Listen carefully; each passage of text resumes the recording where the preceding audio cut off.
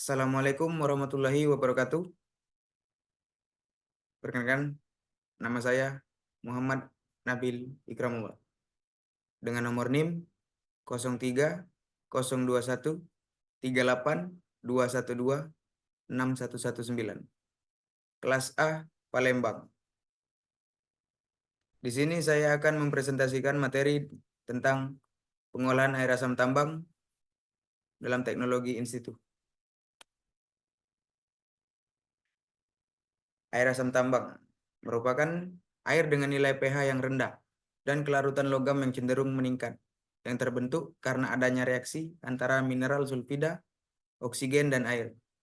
Reaksi oksidasi melepasi ion H+ ke dalam air sehingga menurunkan nilai pH air. Dalam operasi penambangan terbuka, exit mine avoiding sangat sulit dilakukan pada area penambangan yang memiliki karakteristik air asam tambang yang asam dengan kelarutan logam yang tinggi, berpotensi memberikan dampak negatif terhadap lingkungan. Air asam tambang merupakan isu utama yang sering muncul dari kegiatan operasi penambangan.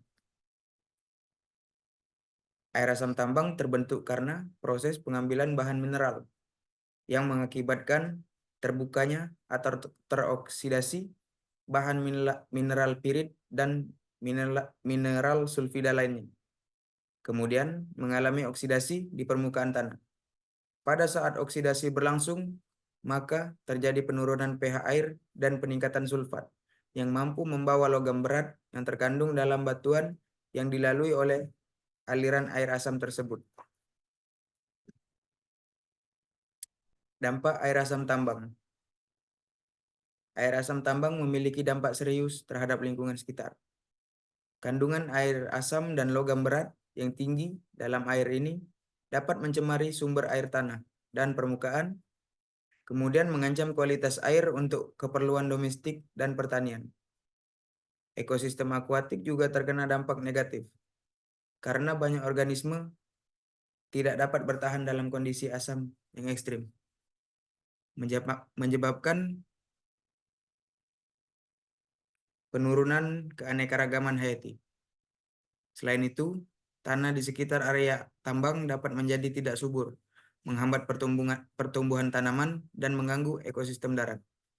Pencemaran ini juga dapat merusak infrastruktur seperti pipa dan jembatan akibat sifat korosif air asam. Jadi, secara keseluruhan, air asam tambang merupakan ancaman serius bagi lingkungan dan kesehatan manusia. Memerlukan upaya penanggulangan yang efektif dan berkelanjutan. Tantangan pengolahan air asam tambang. Keterbatasan teknologi. Pengolahan air asam tambang yang memerlukan teknologi yang canggih dan efektif untuk mengurangi konsentrasi logam berat dan asam dalam air. Namun, beberapa lokasi penambangan tidak memiliki akses ke teknologi yang sesuai, sehingga pengolahan air asam tambang menjadi lebih sulit. Kemudian, dari biaya operasionalnya juga, pengolahan air asam tambang memerlukan biaya operasional yang signifikan, termasuk biaya untuk membeli peralatan dan bahan kimia. Biaya ini dapat menjadi beban yang berat bagi beberapa perusahaan pertambangan, terutama yang beroperasi di wilayah yang memiliki pendapatan yang rendah.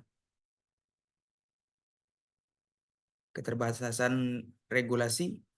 Pengolahan air asam tambang memerlukan regulasi yang jelas dan efektif untuk mengawasi aktivitas pertambangan dan mengurangi dampak negatifnya terhadap lingkungan. Keterbatasan regulasi ini dapat menjadi tantangan dalam melakukan pengolahan air asam tambang, terutama di lokasi pertambangan yang memiliki keterbatasan infrastruktur dan sumber daya. Kemudian keterbatasan pengetahuan. Pengolahan air asam tambang memerlukan pengetahuan yang luas tentang proses kimia dan biologi yang terjadi dalam lingkungan pertambangan.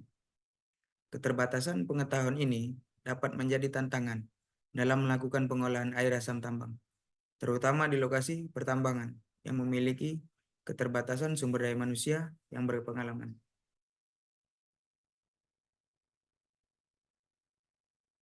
Apa itu teknologi pengolahan in situ?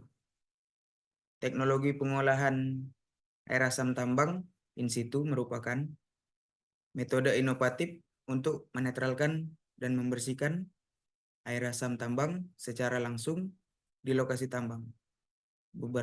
Berbeda dengan metode tradisional yang memindahkan air asam tambang ke lokasi pengolahan eksternal, IPAT menawarkan solusi yang lebih hemat biaya, berkelanjutan, dan ramah lingkungan. Prinsip kerja.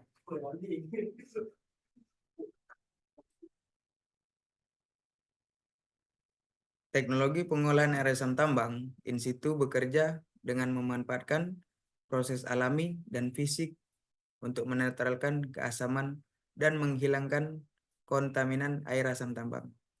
Prinsip kerja utama teknologi pengolahan air asam tambang in situ adalah menciptakan kondisi yang mendukung proses tersebut.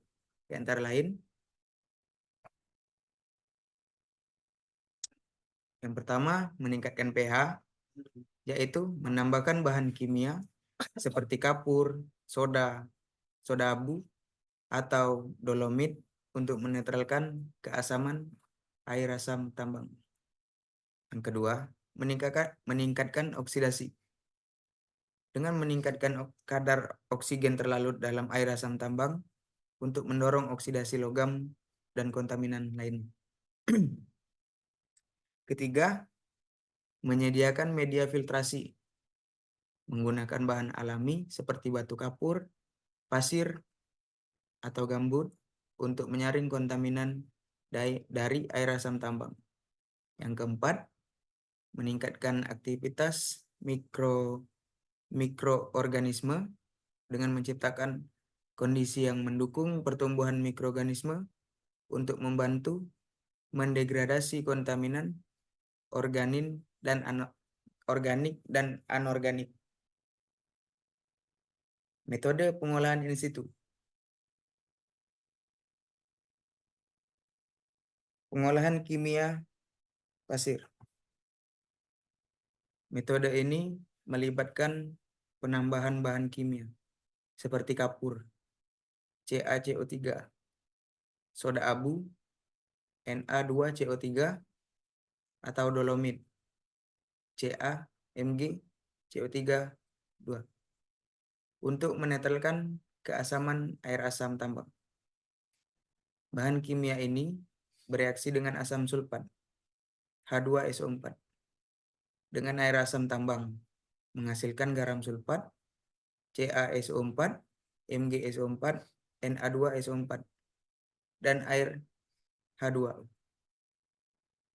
Proses ini meningkatkan pH air asam tambang dan membuat lebih ramah lingkungan bagi biota air.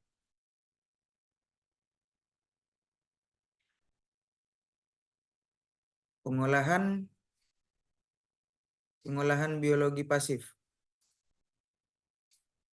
Metode ini memanfaatkan mikroorganisme seperti bakteri dan archaea untuk membantu mendegradasi kontaminan organik dan anorganik dalam air asam tambang. Mikroorganisme ini dapat mengoksidasi logam terlarut menjadi bentuk yang tidak larut dan mudah mengendap, sehingga dapat dipisahkan dari air.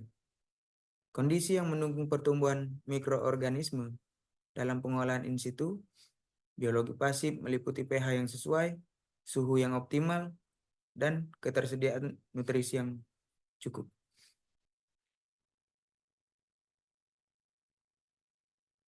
Sistem perawatan wetland. Sistem perawatan wetland menggunakan tanaman dan media tanam untuk menyaring dan menetralkan air asam tambang. Tanaman bertindak sebagai biofilter, yaitu menyerap kontaminan logam dan membantu meningkatkan pH air. Media tanam seperti batu kapur, pasir, atau gambut membantu menyaring partikel kontaminan dan meningkatkan kualitas air. Sistem perawatan wetland merupakan solusi pengolahan in situ yang estetis dan berkelanjutan.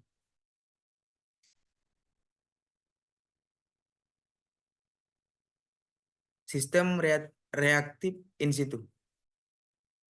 Metode ini melibatkan penyuntikan bahan kimia reaktif ke dalam formasi di sekitar lokasi tambang. Bahan kimia reaktif ini bereaksi dengan asam sulfat dalam air asam tambang, menetralkan keasaman dan meminimalkan pembentukan air asam tambang di masa depan. Sistem reaktif in situ yang tepat sasaran dan efektif untuk sumber air asam tambang terlokasi.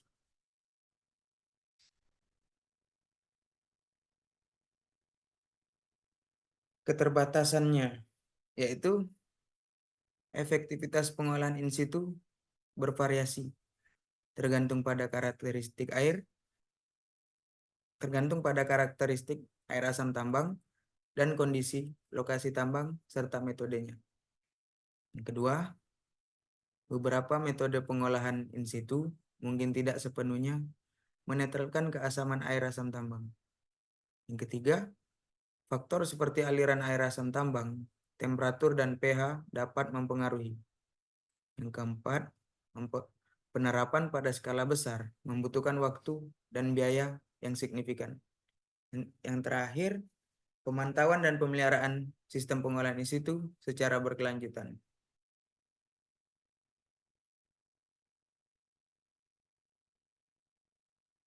Kemudian daftar pustaka dari Ervandi di 2017. Pengolahan landscape lahan bekas tambang. Pemulihan lahan dengan pemanfaatan sumber daya lokal atau in situ.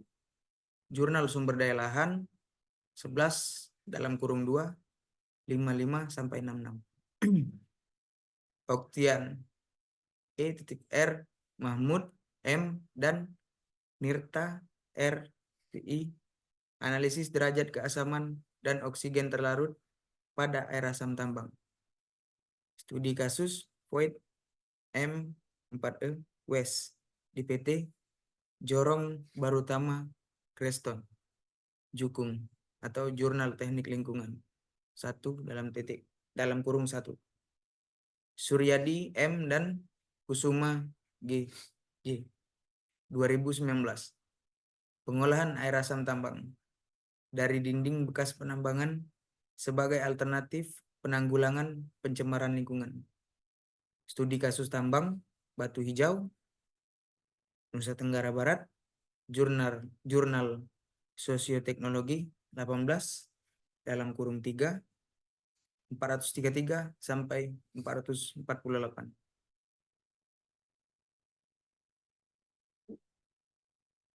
Baiklah, sekian presentasi dari saya.